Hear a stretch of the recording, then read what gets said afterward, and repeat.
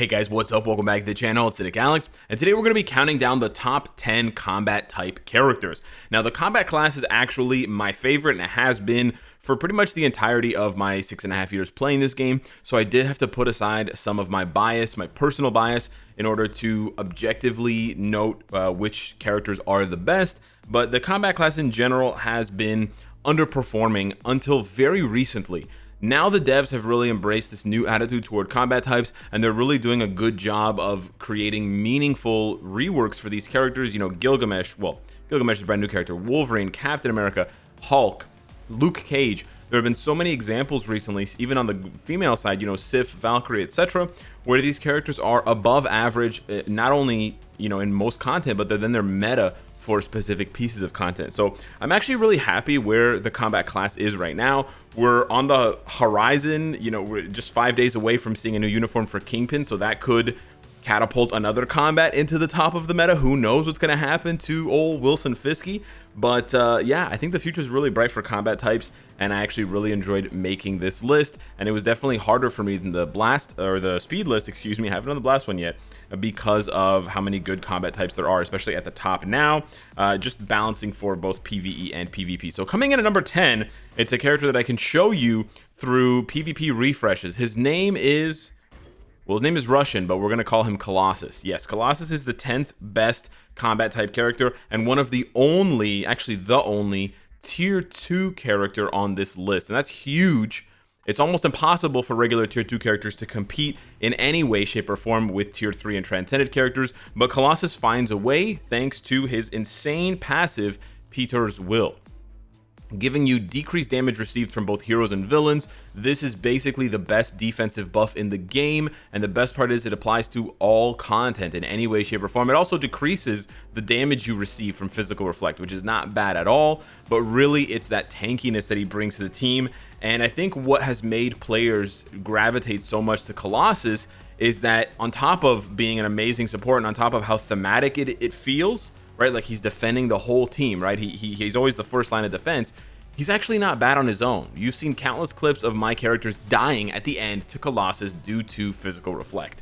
And don't count him out when you use energy characters, because a lot of them, like Sharon Rogers, have hidden attacks or hidden parts of the attack that actually end up dealing physical damage, which would then trigger his tier 2 reflect passive. Coming in at number 9, we have the incredible, the immortal, the unstoppable Hulk. Now, until recently, last year in the summer to be exact, Hulk really wasn't what he should have been in Marvel Future Fight, and that was by and large due to just lackluster upgrades for him that really didn't capture the essence of the character. But oh boy, last year did they capture the essence of this character. Insane damage, extremely high HP and healing, and he gets bigger, ladies and gentlemen. Giggity, he grows in size, which is exactly what you want to see from your Hulks. This is really the upgrade we were looking for Hulk, and although he's fallen off recently and been sort of replaced or supplanted by more recent combat types like Gilgamesh and Wolverine, I cannot wait for Hulk to get his and hopefully a Wolverine-like artifact, because I think it'll bring him right back into the PvP meta, and he honestly deserves it because he's absolutely so cool and he really embodies that Hulk smash mentality. At number 8, we have Luke Cage, and he was really the first combat type after the Immortal Hulk to step up and challenge him for the best combat character in the game, and he has served basically as a roadblock for any past and future physical damage characters who are thinking they're going to try and make something of themselves in PvP, because nobody reflects your damage, your physical damage back at you quite like Mr. Uptown Suit. He does, you know, immense damage on his own, and it gets even better when you combine him with the rest of the defenders. He's got crazy skills and an insane 5th skill, Violent Charge, where he basically just punches you through iframes and obliterates you.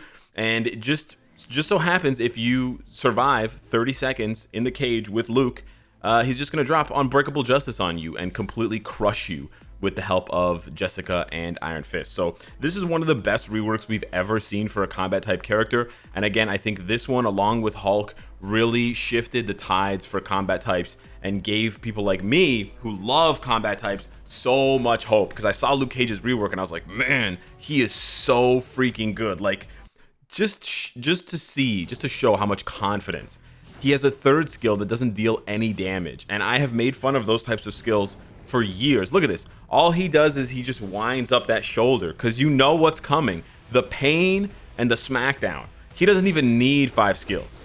He just needs 1. He really just needs 1.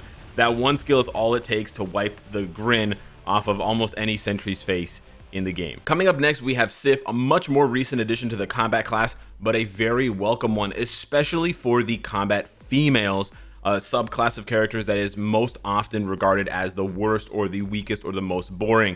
And Sif is definitely not boring. What she lacks in sort of dominant meta presence, she makes up for with insane leadership and insane passive buff effects that really make her a valuable addition to your roster.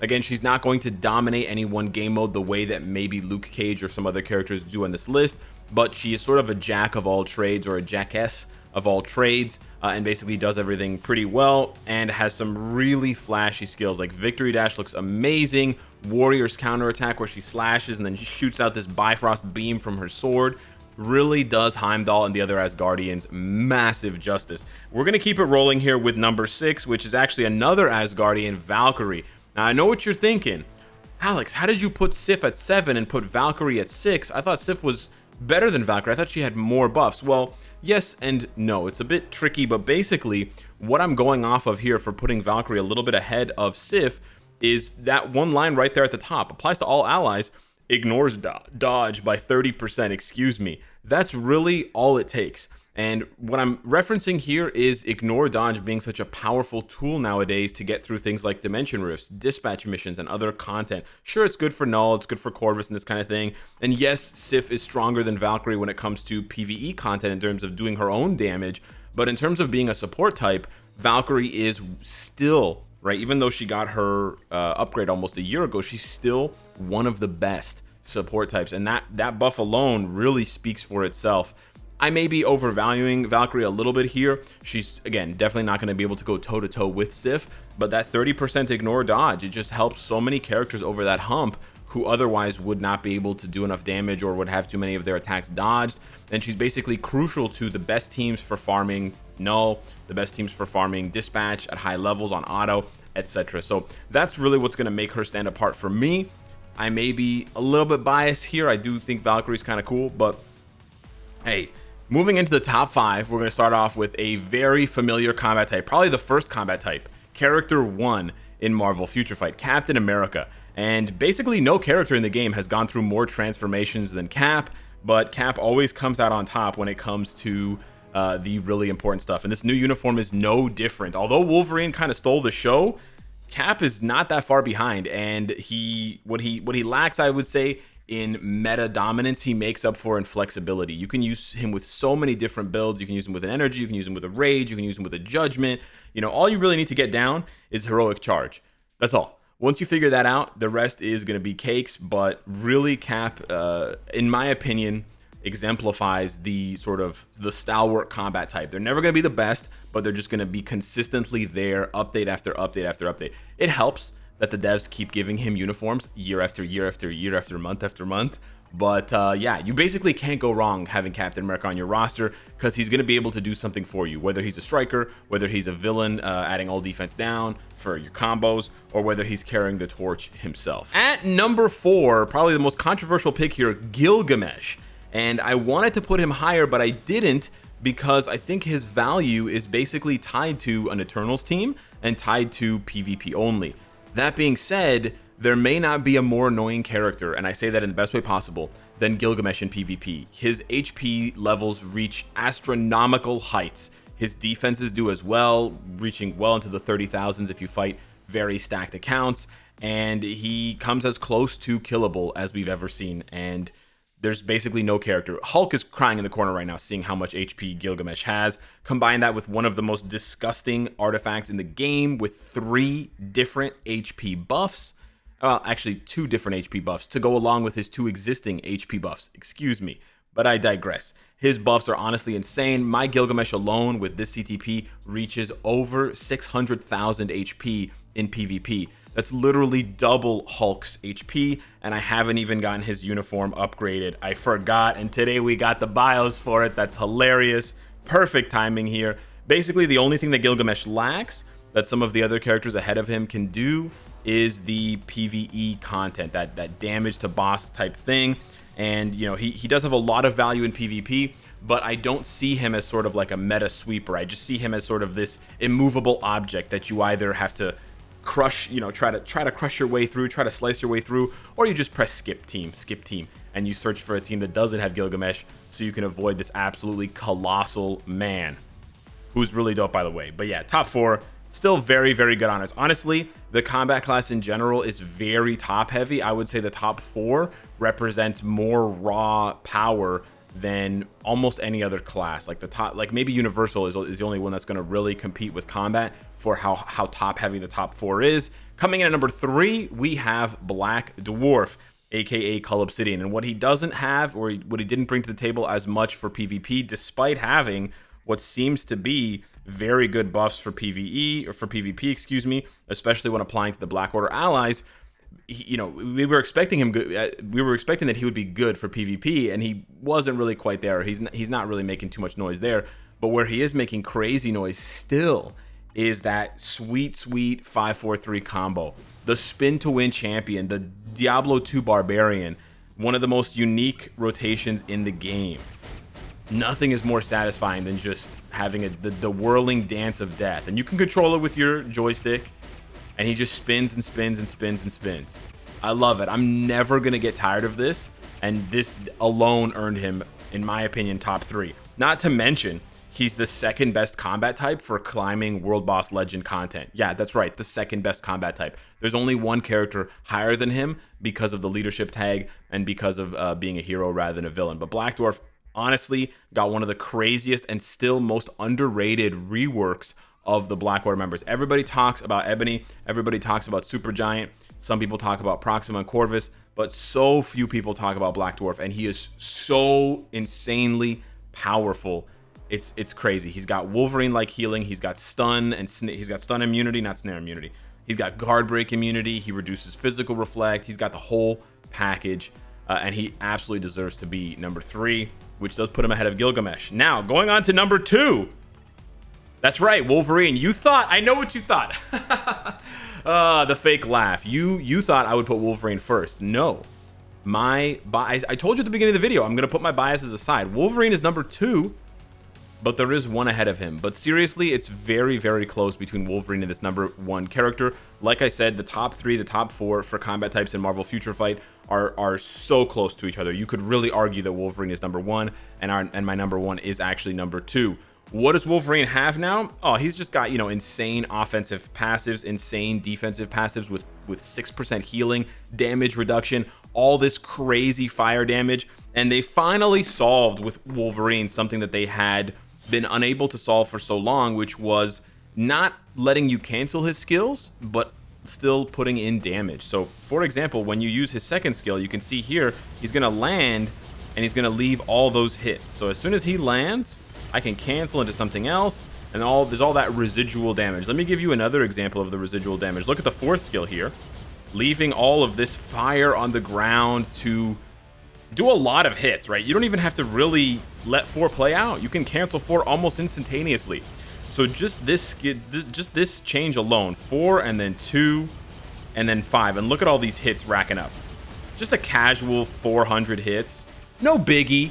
It's me, baby. It's the Wolverine. Listen, he does one thing and one thing well, and that's hurting people. And he does that really well in Marvel Future Fight. That came off a little weird, but you get what I'm saying. He's crazy good for PvP. Very also meta, by the way, for ABX, and solid.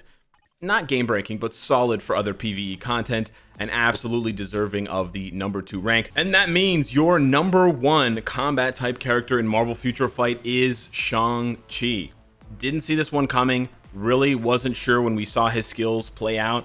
Honestly, still to this day, one of the most confusing and difficult characters to play, but you really can get so much out of this character if you take the time to master him. Not going to be everybody's number 1. Some people are just not going to enjoy the playstyle, but I can really appreciate the devs trying something new, trying something unique, and I've always been a sucker way back in 2016 with Doctor Strange and Taluna Snow and other characters of being able to cancel certain skills and then use other skills to refresh those skill cooldowns. So what am I talking about here? His first skill, refreshing the long cooldown on his 5th skill, allowing you to combo that so you can do his 6th skill faster, his ultimate, which doesn't do any damage, but gives you an insane buff, including, what is that, 90% chain hit? Where is it? Yeah, crazy. You know, 15 seconds of ignore targeting, just all of the cool things that I was always worried the devs were too afraid to try out on a character finally revealed themselves with Shang-Chi. He's got gorgeous animations. And although, you know, spoiler alert, now there are no skills that use the 10 rings like it does in the movie, because this update came out before the movie, I can still really appreciate all the references to the dragons, to the staff that he uses in the Tao Lao that he goes to, I think it's called, and just really, really dope. I just, yeah, it's so cool. I don't really have the words to describe it right now. I'm sort of falling short here, but I still think his animations are gorgeous, his buffs are awesome, and he's the best combat character in the game for PvE content, and that is no cap. And he does it without a reforged CTP, which is even more impressive. He's able to climb up to stage 40 and 39 of both World Boss Legends respectively, or 45 or 44 for Null, which is bananas.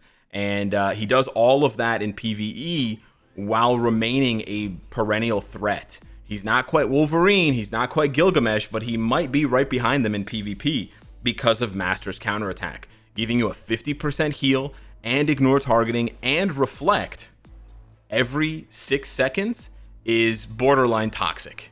And watching the AI just spam Master's counterattack and just crush your team is honestly soul crushing in some ways. So yeah, I could go on and on talking about Shang-Chi, but really the best advice I have for you is to just try the character out and practice.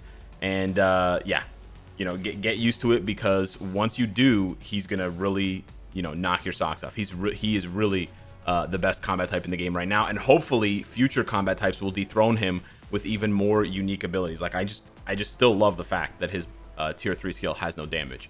It doesn't matter, 90% chain hit, like what? No character has that, right? It's just too sick. It's just too sick. 13 seconds of ignore targeting on all of his skills. It just sounds like a joke, right? It sounds like it's too good to be true. Oh, and what, 100% heal? Oh, true. Okay, yeah. it's too sick. So that's why his artifact kind of sucks, but it's okay. Anywho, hit me up in the comments down below. Let me know what you think of my top 10 combat characters list. This one's a bit near and dear to my heart, so I was a bit more corny in the video, but that's all right. Thank you so much for watching. Smash the like button, and I'll see you in the next one. Take care.